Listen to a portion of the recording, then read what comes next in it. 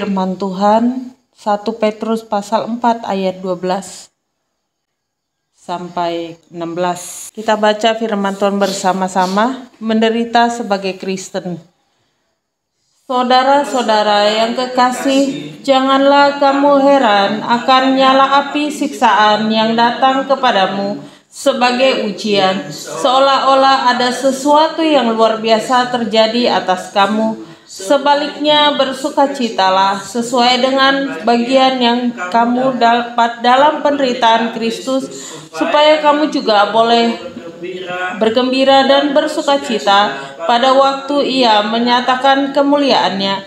Berbahagialah kamu jika kamu dinista karena nama Kristus, sebab roh kemuliaan, yaitu roh Allah, ada padamu. Janganlah ada di antara kamu yang harus menderita sebagai pembunuh atau pencuri atau penjahat atau pengacau. Tetapi jika ia menderita sebagai orang Kristen, maka janganlah ia malu, melainkan hendaklah ia memuliakan Allah dalam nama Kristus itu. Amin. Ini firman Tuhan. Kembali lagi, kita sebagai anak Tuhan Yesus, kita diajarkan bahwa di dalam hidup ini banyak hal penderitaan sebagai umat Kristiani yang kita lalui dan kita alami. Firman Tuhan katakan bahwa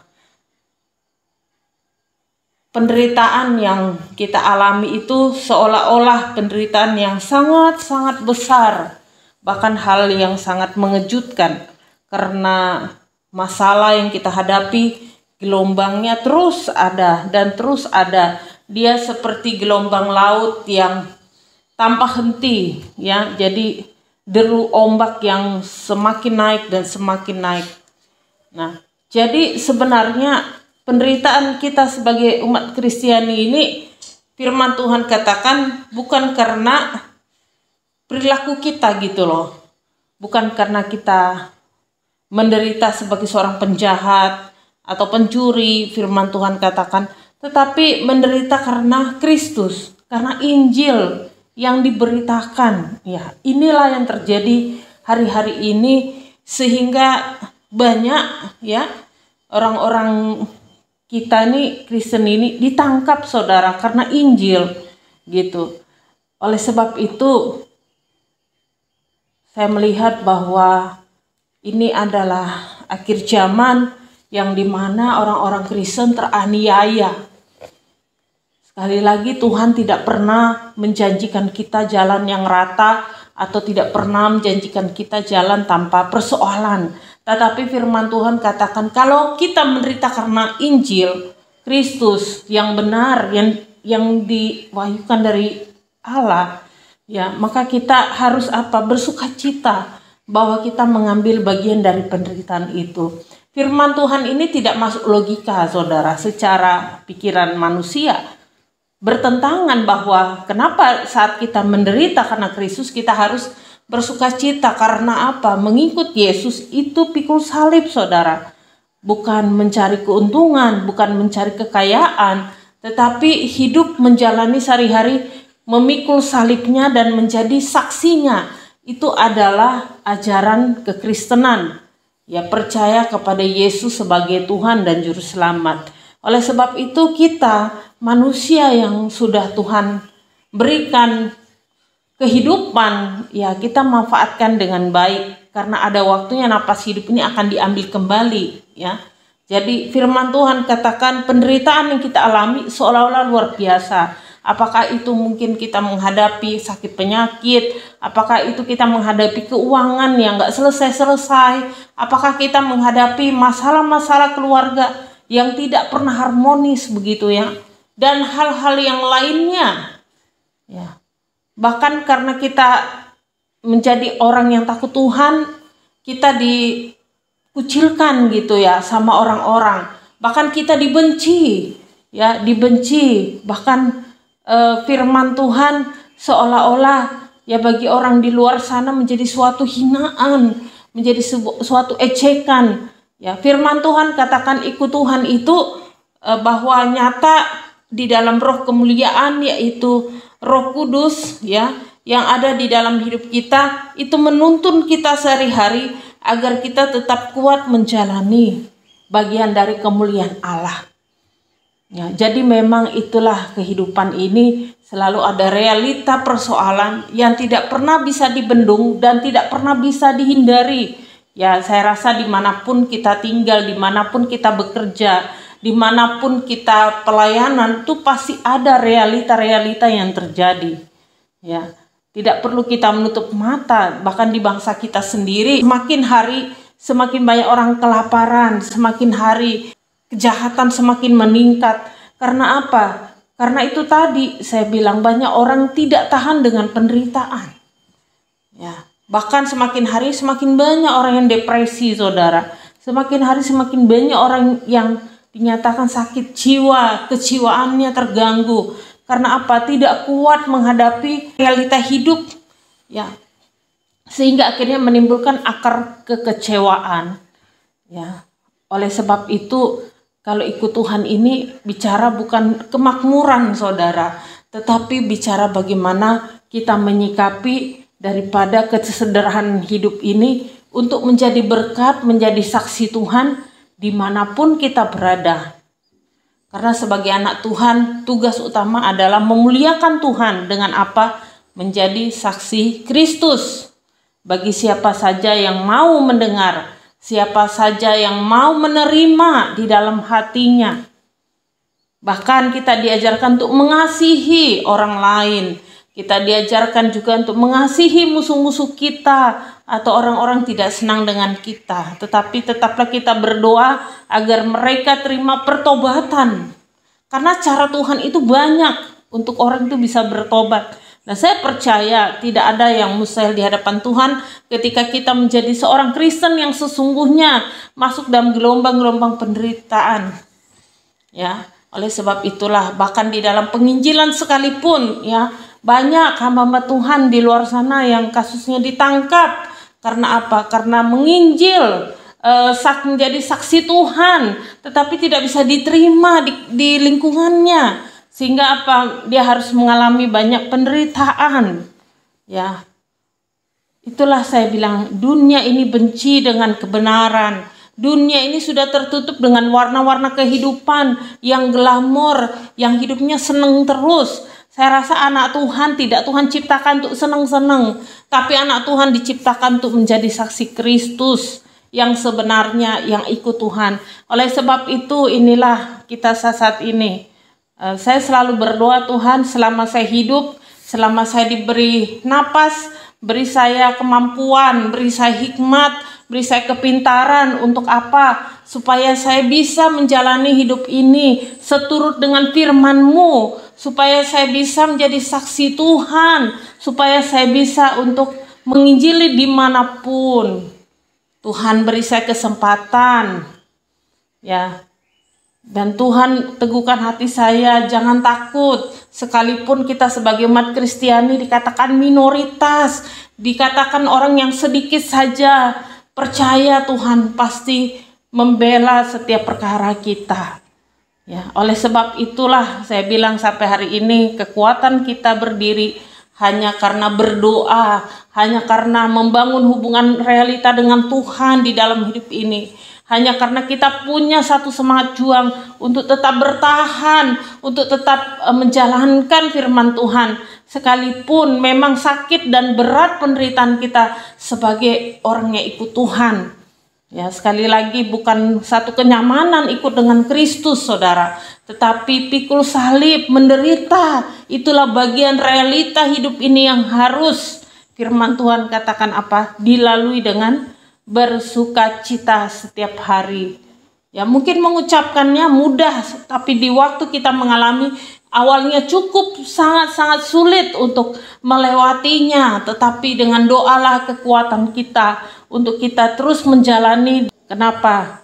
Karena saya tahu bahwa hidup saya banyak penderitaan yang awalnya saya tidak mengerti kenapa harus terjadi kepada saya. Dan kenapa seolah-olah orang menjudge saya begitu negatifnya, begitu jahatnya orang mengata-ngatai saya. Begitu mudahnya orang merendahkan, meremehkan kebaikan yang saya lakukan. Tetapi itulah saya bilang realita hidup sekali lagi. Akhirnya saya berusaha untuk percaya dan saya menjalani dan saya tahu penderitaan itu ada. Dan selalu saya bilang, ikut Tuhan itu bukan nyaman, ikut Tuhan itu selalu ada masalah. Karena apa? Dunia ini tantangannya berat. Karena apa? Di mana-mana ada kejahatan, saudara. Di mana-mana ada berhala, penyembahan berhala. Di mana-mana ada godaan-godaan yang membuat kita jatuh, lemah iman, yang seolah-olah membuat kita, aduh kok saya sudah buat baik tetap aja saya nggak dihargai, nggak diperdulikan. Karena kita nih makhluk sosial, saudara. Kita tidak bisa bohong. Minimal orang nggak bisa kasih sesuatu sama kita, orang kasih perhatian sama kita, kita udah seneng loh. Itulah makhluk sosial, orang yang punya komunikasi hubungan satu dengan yang lainnya. Ada rasa diperdulikan, diperhatiin, diajak ngobrol. Itu adalah kebutuhan-kebutuhan yang secara mental itu bisa menyembuhkan orang, saudara. Ya, makanya kalau kita ke psikolog, pasti diajaknya ngobrol, saudara. Apa masalah kita? Pasti dicecer terus sampai ke akarnya. Ya, sehingga itu bisa menyembuhkan. Ya, oleh sebab itulah saya bilang kalau ada di hati kita, ya kita minta sama Tuhan supaya kita dimampukan untuk melewati. Ya, sekali lagi ikut Tuhan itu satu penderitaan. Tetapi firman Tuhan bilang apa? Di balik penderitaan itu ada kemuliaan Allah yang dinyatakan. Kemuliaan Kristus itu nyata bagi orang-orang pilihannya, orang-orang yang mau bertahan, orang-orang yang bisa melewati tekanan, melewati persoalan ekonomi yang berat, mungkin melewati sakit penyakit, melewati banyak hal yang sudah terjadi, ya, dan selalu bersyukur bahwa Tuhan itu tetap baik. Dan itulah yang saya selalu katakan, ya walaupun saya awalnya berat mengatakannya, tapi saya harus katakan bahwa saya mengucap syukur. Dengan berlinang air mata saya bilang, Tuhan Yesus, saya bersyukur bisa melewati hari demi hari, setiap bulan demi bulan. Karena apa? Tuhan bersama dengan saya. Itulah kekuatan saya. Oleh sebab itu, ya kita maupun pelayan-pelayan Tuhan, jangan kita berpikir hidup di dunia ini nikmat, saudara. Ini kenikmatan dunia ini hanya sementara. Ya, tidak bisa kita bawa nanti ke sana. Hanya iman yang bisa kita pertanggungjawabkan di hadapan Tuhan. Apakah kita sudah melakukan? Apakah kita sudah menjadi pelaku firman Tuhan? Apakah kita sudah menyaksikan Tuhan itu baik dimanapun kita berada? Dan disitulah tantangan paling berat. Karena apa? Menjadi saksi Kristus bukan orang gampangan. Menjadi saksi Kristus bukan orang yang mudah ya untuk dibuat menyerah, tetapi semakin ada masalah semakin bergelora, semakin menyatakan Tuhan itu baik. Mari kita nyatakan pada dunia ini bahwa Tuhan itu baik kepada saya. Tuhan itu menyembuhkan saya. Mari kita nyatakan pada dunia bahwa Tuhan itu menolong saya melewati persoalan demi persoalan sampai di titik yang paling berat sekali, yang paling kecil sekalipun, yang paling rendah, di titik yang paling minus sekali. Mari kita katakan Tuhan itu baik. Ya, saya percaya inilah di dunia ini, tapi percayalah bahwa pertolongan Tuhan tidak akan pernah terlambat bagi kita di waktu kita mengandalkan Tuhan di dalam hidup ini. Mari kita lebih lagi bersungguh-sungguh melewati masa-masa penderitaan ini, karena ini udah mulai masuk zaman-zaman era baru, saudara. Semua teknologi semua sudah semakin canggih. Bahkan nanti manusia-manusia akan diganti oleh robot-robot yang akan bekerja, sehingga pengangguran semakin banyak. Tidak heran nanti pemecatan terjadi di mana-mana. Tidak heran nanti orang semakin kesulitan untuk makan, sehingga orang melakukan banyak cara untuk memperoleh apa yang dia inginkan. Tidak heran nanti di mana-mana masih banyak kejahatan yang terjadi. Bahkan apa? Tuhan akan tunjukkan mana Kristen yang sesungguhnya, mana Kristen yang abal-abal, saudara. melalui apa? Gaya hidupnya tidak memuliakan Tuhan. Disitulah saya bilang ada perbedaan orang yang di dalam Kristus dengan orang yang tidak sungguh-sungguh atau di luar Kristus. Artinya tidak ada kesungguhan sama sekali. Beda hasilnya. Disitulah saya bilang, inilah waktu-waktu ini menentukan di era baru ini. Apalagi mau masuk nanti tahun yang baru. Tuhan sudah kasih tahu saya bahwa itu adalah tahun-tahun kesulitan yang cukup besar. Kelaparan besar-besaran, saudara. Akhir zaman. Semakin banyak Injil yang diberitakan dikat-kat oleh manusia-manusia yang hatinya jahat dengan kejahatan. Karena apa? Iblis tidak suka kebenaran dinyatakan. Ya, oleh sebab itu sampai hari ini saudara jangan pernah menyerah, karena kita sama-sama berjuang. Saya pun terus berjuang untuk pelayanan ini. Saya berjuang untuk rumah Tuhan di sini, saudara. Sekalipun apapun dikatakan orang di luar sana tentang saya, biarkanlah mereka capek berkomentar. Netizen capek sendiri, biarin aja. Yang penting saya tetap percaya bahwa Tuhan menolong saya. Saya buktikan firman Tuhan ini real dan nyata, saudara. Kuasanya nyata, amin. Berkali-kali saya katakan, jangan menghina gereja-gereja, apalagi gereja yang sungguh-sungguh dalam Tuhan. Sekalipun itu jemaatnya tidak banyak, sekalipun itu gerejanya kecil misalnya, jangan kau hina itu. Karena kemuliaan Tuhan lebih besar daripada itu di tempat ini. Amin. Berkali-kali saya katakan, berkali-kali saya ingatkan. Tapi orang tidak pernah mendengar perkataan saya. Akhirnya apa? Mereka tergelincir dan jatuh. Tuhanlah yang membalas segala sesuatu yang mereka katakan dan mereka lakukan.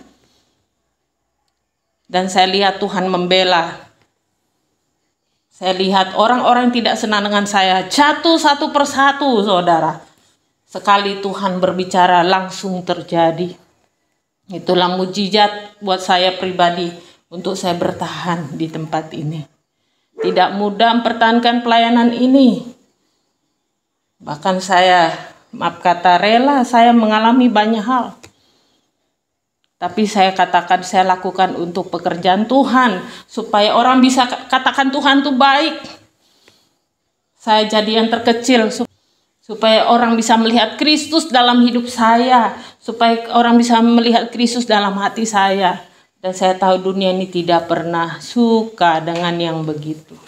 Dunia ini suka yang instan. Segala sesuatu maunya cepat jadi. Tidak mau melewati proses. Itulah saya bilang. Sekarang saya bilang persiapkan diri kita. Akan masuk tahun depan. Tahun masa-masa kesukaran besar. Kelaparan di mana-mana. Mungkin akan banyak pemecatan-pemecatan orang yang di PHK. Karena apa? Sekarang semua mulai sistem robot. Ya. Bahkan sudah mulai ada. Ya. Di satu tempat saya lihat itu ya bahwa sudah mulai ada ya orang biasanya kalau buat jus ada yang karyawan yang buat jus sekarang sudah diganti dengan mesin robot. Jadi kita mudah saja tinggal tekan langsung tangan robot. Kita tinggal menikmati hasil sebentar saja langsung jadi dan instan. Jadi tidak salah kalau suatu hari teknologi menguasai manusia dan manusia semakin berbuat kejahatan. Dari hal-hal begitu kita bisa melihat dan membaca realita hidup ini. Ya, oleh sebab itu jika ada ajaran di luar sana bahwa Kristen tuh harus makmur, Kristen tuh harus kaya, itu adalah ajaran iblis, saudara, yang membuat apa? Kita semakin lemah. Kok ikut Tuhan begini-begini aja? Firman Tuhan tidak janjikan kita jadi kaya kok. Firman Tuhan tidak janjikan kita selalu sukses kok. Firman Tuhan akan kita berbahagialah kamu jika kamu dianiaya karena Kristus. Hati-hati, sekarang sudah mulai di kota-kota sudah mulai dikumpulkan hamba-hamba Tuhan. Mereka diajarin teori untuk kaya, teori untuk ini, untuk itu, saudara. Tapi tidak berdasarkan firman Tuhan, mereka lupa. Apa tujuan awal manusia diciptakan? Untuk memuliakan Allah, menjadi saksi Kristus. Ya, tantangannya berat, bukan main-main. Sehingga apa? Banyak orang memperkaya diri sendiri di akhir zaman ini. Yang penting saya, nggak peduli orang lain. Hati-hati. Makanya saya bilang, dimanapun kita ibadah, dimana kita gereja, Tuhan lihat ketulusan hatimu. Tetapi lihatlah ajarannya yang sungguh-sungguh dalam Tuhan. Itu yang bisa sungguh-sungguh betul kamu di dalam Tuhan. Jangan kamu sekali-sekali mencoba-coba kepada yang lain. Nanti kita akan masuk kita ke dalam perangkap iblis. Itulah saya bilang, akhir zaman ini bersiap-siaplah masuk pada era baru. Akan musibah di mana-mana. Kita lihat banyak sekali tekanan-tekanan, dan ya itulah saya bilang, bumerang-bumerang itu ada. Makanya jangan sampai kita masuk perangkap iblis. Kita harus punya hikmat dari Tuhan. Mintalah pasti diberikan. Carilah, pasti akan mendapatkan. Firman Tuhan, itulah janji Tuhan bagi kita. Ya, tetap kuat dan mengucap syukur, tetap percaya bahwa semua ya di muka bumi ini di dalam kendali Kristus. Ingatlah, akhir zaman ini banyak hal yang kita lihat nanti yang sudah mulai, semuanya saya lihat sudah mulai. Itulah, kita semakin dimurnikan ketika kita di dalam Kristus. Mari kita berdoa.